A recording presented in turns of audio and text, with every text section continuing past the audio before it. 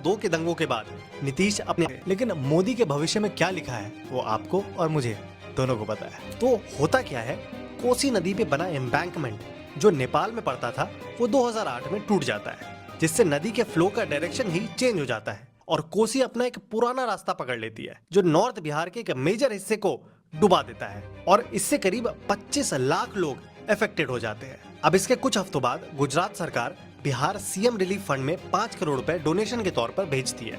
अब याद रहे 2009 में लोकसभा के चुनाव आ रहे थे और बीजेपी एलके आडवाणी को पीएम रेस के लिए तैयार कर रही थी और एक show of strength rally organise करती है लुधियाना में, जिसमें सारे अलायंस पार्टनर्स को बुलाया जाता है। अब नीतीश इस रैली में नहीं जाना चाहते थे क्योंकि इस रैली में मोदी भी आते और मोदी के साथ एक ही स्टेज पे बैठना नीतीश को मंजूर नहीं था। तो नीतीश ने तब के जेडीयू प्रेसिडेंट शरद पवार को बोला कि आप ही चले जाइए। लेकिन रैली के 2 दिन पहले अरुण जेटली नीतीश को फोन करके बोलते हैं कि आडवाणी जी की बहुत ज्यादा इच्छा है कि आप इस रैली में आए, उन्होंने पर्सनली रिक्वेस्ट किया है। अब नीतीश ने इतना सुनने के बाद भी तुरंत कमिटमेंट नहीं दिया, लेकिन जेटली ने अपने एक आदमी संजय झा को नीतीश के पीछे लगा दिया कि इन्हें कैसे भी लेके आओ और फाइनली नीतीश मान गए कि चार्टर्ड फ्लाइट से जाएंगे, थोड़ी देर अटेंड करेंगे और वापस सीधा पटना। अब यहाँ कर दिया मोदी ने खेल। नीतीश जैसे ही स्टेज पे चढ़े, मोदी भाग के नीतीश के पास आए, उनका हाथ पकड़ा और क्राउड के सामने उठा दिया। नीतीश ने कोई रिएक्शन नहीं दिया, वो सन्न रह गए थे। लेकिन जो होना था हो चुका था क्योंकि कैमरास ने दनादन फोटोज खींच ली थी। अब इससे पहले नीतीश कुछ रिएक्ट करते, मोदी वापस अपनी सीट पर जाकर बैठ गए। जब नीतीश अपनी गाड़ी में आकर बैठे तो उनका पारा 7वें आसमान में था। उन्होंने संजय झा को कहा कि इसीलिए हमें यहाँ बुलाया था, आप जानते थे क्या होने वाला है, प्रोवोक किया गया है मुझे और आपने मुझे फंसाया है, सब डेलिबरेट है, सब डिजाइन है। कल अखबार में वही फोटो छपेगा जो उस आदमी ने मेरा हाथ जबरदस्ती पकड़ के खिंचवाया है। अब चलो ये तो जो होना था हो गया। ऑपोजिशन पार्टीज ने नीतीश को इस चीज के लिए घेरा, लेकिन ज्यादा कुछ उस समय तो नहीं हुआ। लेकिन अभी होने वाला है। जून 2010 में पटना में बीजेपी की नेशनल एग्जीक्यूटिव की मीटिंग होनी थी और इसके कुछ ही दिन पहले पूरे पटना में पोस्टर्स भर जाते हैं। किसके? वही मोदी और नीतीश के हाथ पकड़ने वाली फोटोज और पोस्टर में मोदी को थैंक यू लिखा होता है कोसी रिलीफ में 5 करोड़ के महादान के लिए। अब ये करवाया किसने था? बीजेपी के ही कुछ नेता अब मोदी के खेमे में जा चुके थे और नीतीश के बीजेपी को बी टीम की तरह ट्रीट करने से नाराज चल रहे थे। अब हुआ क्या, मोदी बिहार काफी सालों बाद आ रहे थे और गुजरात में दनादन इलेक्शंस भी जीत रहे थे, तो बीजेपी में उनका एक अलग ऑरा बन गया था। अब बीजेपी का सेशन जब शुरू होने वाला था, नीतीश पटना में नहीं थे, लेकिन उन्होंने कहा था कि बीजेपी के सारे नेताओं के लिए एक डिनर जरूर होस्ट करेंगे इससे पहले कि वो पटना से बाहर जाए। इनविटेशन कार्ड छप गए थे, हर नेता को पर्सनली इनवाइट चला गया था, लेकिन सुबह हुई और न्यूज़पेपर नीतीश के पास लाया गया और नीतीश ने जो देखा वो हैरान रह गए। पटना के 2 सबसे ज्यादा बिकने वाले हिंदी अखबार जागरण और हिंदुस्तान में फुल पेज एडवर्टीजमेंट छपा था। उसमें लिखा क्या था? वही जो पोस्टर में छपा था, नीतीश और मोदी की फोटो और मोदी को 5 करोड़ के लिए थैंक यू।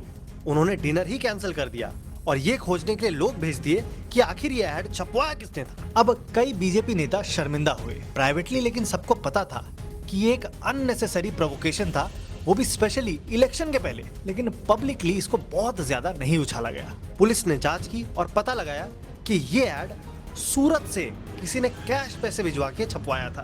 बात बिल्कुल साफ थी। मोदी ने गांधी मैदान की रैली में क्लियरली गुजरात वर्सेस बिहार का कंपैरिजन भी लगे हाथ कर दिया था। अब नीतीश ने अपनी बची कुची इज्जत समेटने के लिए अनाउंस किया कि वो 5 करोड़ रुपए का चेक उन्होंने गुजरात सरकार को वापस कर दिया है। बीजेपी के नेताओं ने कहा कि वो पैसे नीतीश के कोई पर्सनल अकाउंट के लिए थोड़ी दिए थे, वो तो बिहार के लिए दिए गए थे। गुजरात के नागरिकों ने भेजी हुई मदद को ठुकरा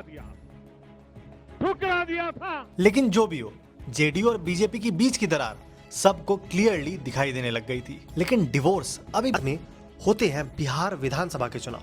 नीतीश बीजेपी के साथ मिलकर ये इलेक्शन लड़ते हैं। नीतीश अपनी स्टाइल ऑफ गवर्नेंस और लॉ एंड ऑर्डर के इंप्रूवमेंट के बेसिस पर इस बार कूदे थे और रिजल्ट्स ने गजब कर दिया।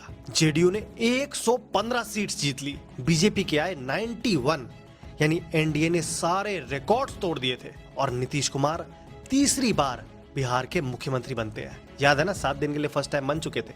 लेकिन अब माहौल बदलने वाला है। तो एक चीज जो मुझे बिजनेस ओनर्स और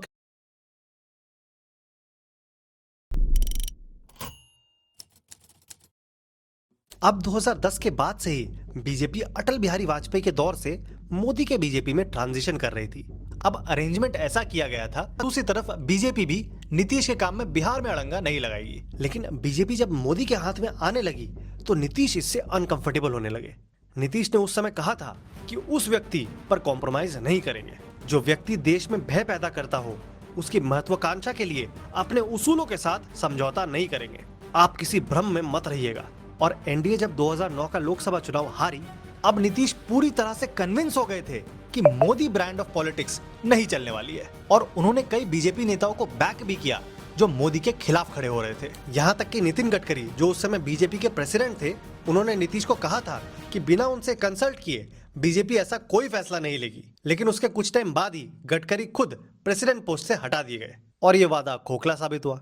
अब 2012 आते आते मामला बिल्कुल क्लियर होता जा रहा था। गया की एक रैली में नीतीश के स्टेज पे रहते हुए बीजेपी वर्कर्स मोदी मोदी के नारे लगा रहे थे। लेकिन बीजेपी के कई नेता नीतीश को उंगली भी कर रहे थे कि नीतीश मोदी से जलते हैं। जब नीतीश ने पूरा बिहार घूमकर अधिकार यात्रा निकाली तो जानबूझकर बीजेपी को इस पूरे प्रोग्राम से दूर रखा था ताकि वो अपनी खुद की आइडेंटिटी बीजेपी से हट के एस्टैब्लिश कर पाए। और अप्रैल 2013 से सिर्फ एक